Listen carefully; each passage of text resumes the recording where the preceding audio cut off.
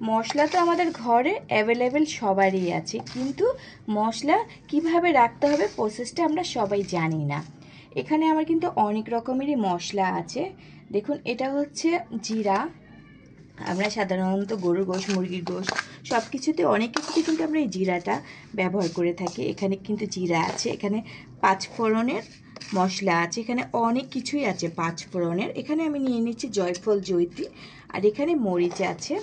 মশলা তো সবার ঘরেই অনেক থাকে, কিন্তু একটু যদি সিস্টেমটা আমরা জানা থাকে তাহলে এই মশলাগুলো অনেক দিন রেখে কিন্তু আপনারা চাইলেই খেতে পারবেন। এখানে যে জিরাগুলো আছে সেটা আমি ভালো করে ধুয়ে নিয়েছি। আর জিরা বাজার থেকে আনার পর একটু বালি বালি থাকে, অনেকে কিন্তু জানে না, ওইভাবেই এটা ব্লেন্ডার বা পাটায় বেটে নেয়। জিরাগুলো আমি ভালো করে ধুয়ে রোদে শুকা দিয়ে তারপরে আমি এটা হালকা গরম গরম একটু কড়াইয়ের মধ্যে ভেজে নিয়েছি। দেখুন এখন কত সুন্দর হয়েছে। একটু হালকা হালকা ভেজে নেওয়ার কারণে একটু হালকা হালকা জিরার ফ্লেভার আসছে। পাঁচফোড়নও সেমভাবেই আমি এরকম করেই করে নিয়েছি, জিরার মতন করে। আর পাঁচফোড়ন অনেকে কিন্তু প্যাকেটের টানে, প্যাকেটের থেকে এরকম করে আলগায় যে এরকমই পাওয়া যায় এগুলো আনলেই পারে। এটা আমি জাস্ট ভালো করে ধুয়ে রোদে শুকা দিয়ে আমি এরকম করে গরম করে নিয়েছি। এরকম করে যদি আপনারা যদি রাখেন দেখা যাবে যে অনেক দিন এইগুলো আপনারা রেখে দিতে পারেন আর কোনো রকমও সমস্যা হয় না। একবারে কিন্তু ঝরঝরা, যখন আপনারা চটপটি বা অন্যান্য যে কোনো কিছুতে দেবেন দেখা যাবে যে একবারে ঝরঝর করছে, অনেক ফ্লেভার আসছে। এখানে চাইলে কিন্তু আপনারা অল্প একটু লবণও অ্যাড করে নিতে পারেন, তাহলে দেখা যাবে যে অনেক দিন কালার ঠিক থাকবে আর কোনোভাবে নষ্ট হবে না। আপনারা চাইলে সংরক্ষণ করে অনেক দিনই রেখে দিতে পারেন। আর এগুলা ডিপ ফ্রিজেও আপনারা চাইলে রাখতে পারেন। ডিপ ফ্রিজে যদি রাখেন তাহলে দেখা যাবে যে একবার ঝরঝরা আছে। এখন আমি এগুলা ব্লেন্ডার করে নেব। আমি এখানে যে জয়ফল, জয়িত্রী আছে সেটাও কিন্তু সেমভাবেই ধুয়ে ভালো করে ধুয়ে রোদে শুকা দিয়ে একটু হালকা গরম কড়াইয়ে একটু নাড়াচাড়া দিয়ে নিয়েছি। এখন আমি এগুলা সবগুলা ব্লেন্ডারের মধ্যে আমি নিয়ে নিচ্ছি। এখন সবগুলো আমি ব্লেন্ডার করে নেব, একবারে মিহিন হয়ে যাবে আমি ব্লেন্ডার করলে। তো আপনারা চাইলে কিন্তু এরকম করে অনেক দিন কিন্তু রেখে দিতে পারবেন। মশলাগুলা কোনো রকম নষ্ট হবে না, সংরক্ষণ করে রেখে দিতে পারবেন বছর বছর জুড়ে, একবারে ভালো থাকবে, কোনো রকম নষ্ট হবে না। অনেকে কিন্তু মশলা রাখলে একটু নরম নরম হয়ে যায়, আবার ছাতা পড়ে যায়, এরকম কিচ্ছুই হবে না যদি আমার মতন করে আপনারা রাখতে চান। আপনারা চাইলে এর মধ্যে একটু জাস্ট হালকা লবণ অ্যাড করতে পারেন, এতে করে কিন্তু কালারটাও ঠিক থাকবে আর অনেক দিন ভালো থাকবেন। জাস্ট অল্প পরিমাণ একটু অ্যাড করে ফেলবেন আর কোনো রকম নষ্ট হবে না আর অনেক দিন ভালো থাকবে। এখন আমি সবগুলা এরকম করে মশলা ব্লেন্ড করে আমি আপনাদের মাঝে আবার চলে আসব। এই তো জিরা আমাদের ব্লেন্ড করা হয়ে গেছে। দেখুন মাশাআল্লাহ কি সুন্দর হয়েছে, আর কালারটাও অনেক সুন্দর আর গ্রান অনেক। যদি আমার মতন করে আপনারা ব্লেন্ডার করে দেখেন তাহলে কিন্তু অবশ্যই বুঝতে পারবেন যে অনেক দিনই রাখা যাবে। এখন আমি এই জিরাগুলা কোনো বয়মের মধ্যে রাখবো না, যে যেটাই রাখেন না কেন সেটা কিন্তু ব্লেন্ডার করার পরপরই রাখবেন না বা পাটায় বাটার পরপরই রাখবেন না। এতে করে কি হয়, এক ধরনের কিন্তু এই যে এরকম করে জমাট বেঁধে যায়। এটা জাস্ট আমি দেখালাম, এরকম হয়ে যায়, একবারে শক্ত শক্ত হয়ে যায়। তাই আগে একটু রেস্টে রেখে দেবেন একটু ঠান্ডা হওয়ার জন্য। এরকম করে যদি রাখেন এতে করে এই জিরা অনেক দিন আপনারা চাইলে রেখে খেতে পারেন আর কোনো রকম নষ্ট হবে না, ঝরঝর ঝরঝরাই থাকবে এই যে এরকমই। এখন আমি পরেরগুলো এরকম করে ব্লেন্ডার করে আমি জাস্ট রেস্টে রেখে দেব কিছুক্ষণের জন্য। পাঁচফোড়নগুলোও আমি একবারে ব্লেন্ডার করে নিয়েছি, একবারে মিহি ব্লেন্ডার, দেখুন ঝরঝরা ব্লেন্ডার। এখন আমি জিরার মতনই সেমভাবে এটাও রেস্টে রেখে দেব, তাহলে অনেক দিন ভালো থাকবে আর নষ্ট হবে না। সেজন্য আমি পাঁচফোড়নগুলোও আপনাদের সাথে শেয়ার করছি যে আমি এগুলোও রেস্টে রেখে দেব। আপনারা যদি মশলা এরকম করে রেস্টে রেখে দেন তাহলে দেখা যাবে যে মশলাগুলো অনেক দিন ভালো থাকবে আর কোনোভাবে নষ্ট হবে না। জাস্ট 5 থেকে 10 মিনিট রেস্টে রাখলেই হবে, যে অনেকক্ষণ রাখতে হবে তা না। তারপরে কিন্তু আপনারা রেখে দিতে পারবেন যে যেভাবে রাখেন। আর ডিপ ফ্রিজেও চাইলে আপনারা রাখতে পারেন, কোনো রকমই নষ্ট হয় না, একবারে জমাটো বাঁধবে না, যেমনটা সেমনই থাকবে। যখন প্রয়োজন হবে ডিপ ফ্রিজ থেকেও আপনারা চাইলে নিয়ে নিতে পারেন। আর আমি এখানে একটু জাস্ট লবণ দিয়ে নিয়েছি। লবণ দিলে কিন্তু আপনারা ডিপ ফ্রিজে না রাখলেও হবে, একবারে কালারও ভালো থাকবে আর কোনো রকমই নষ্ট হয় না।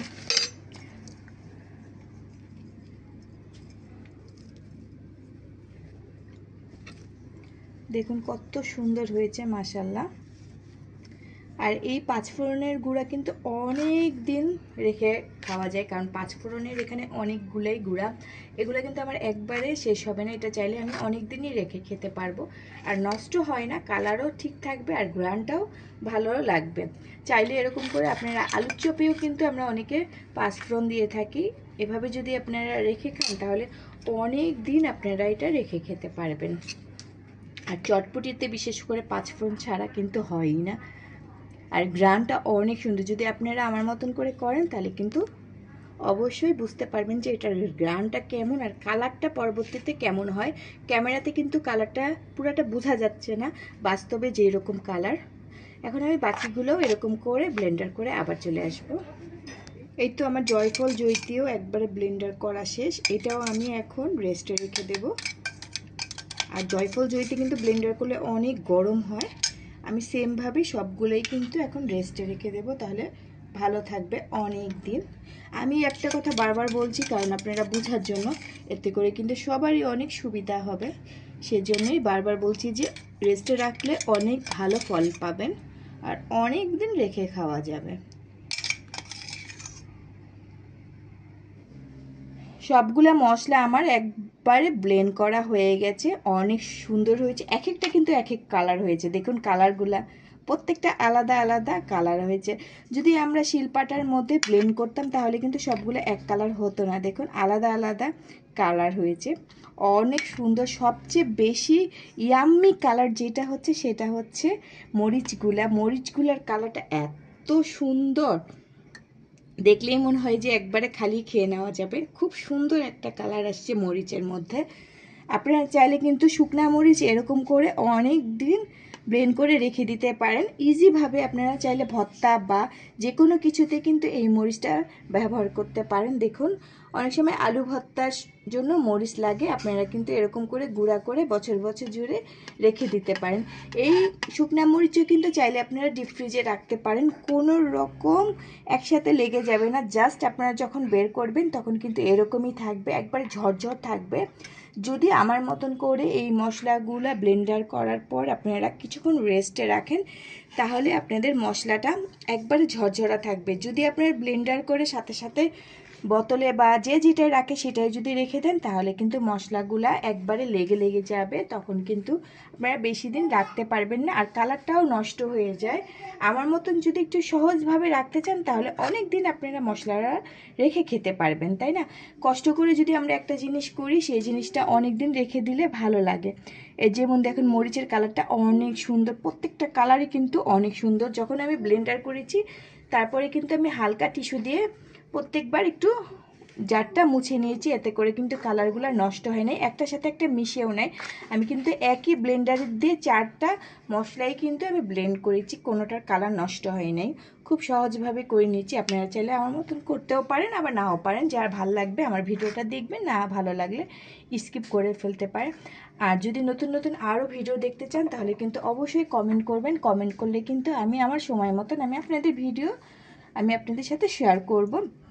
আর আমাদের নতুন নতুন আরও ভিডিও যদি পেতে চান তাহলে কিন্তু অবশ্যই কমেন্ট করা লাগবে, তাহলে আমি আপনাদের কমেন্ট অনুযায়ী যখন সময় পাবো তখন ভিডিও করে আপনাদের সাথে শেয়ার করব। আর আমি তো সবসময় আপনাদের সাথে ভিডিও করছি নতুন নতুন, যখন যেটা পাচ্ছি সেটাই আপনাদের সাথে শেয়ার করছে। অনেক আপুরাই কিন্তু আমাকে কমেন্ট করে জানিয়েছে যে আপু আপনার ভিডিওগুলো অনেক ভালো লাগে।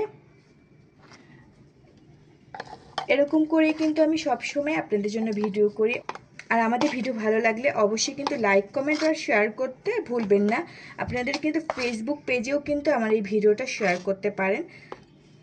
আর অবশ্যই কমেন্ট করবেন যে আমাদের ভিডিওগুলো আপনাদের কাছে কেমন লাগে। আরও নতুন নতুন ভিডিও করতে আমার অনেক ইচ্ছা হবে। তো আজকে আমার এই ভিডিওটা এই পর্যন্ত ছিল।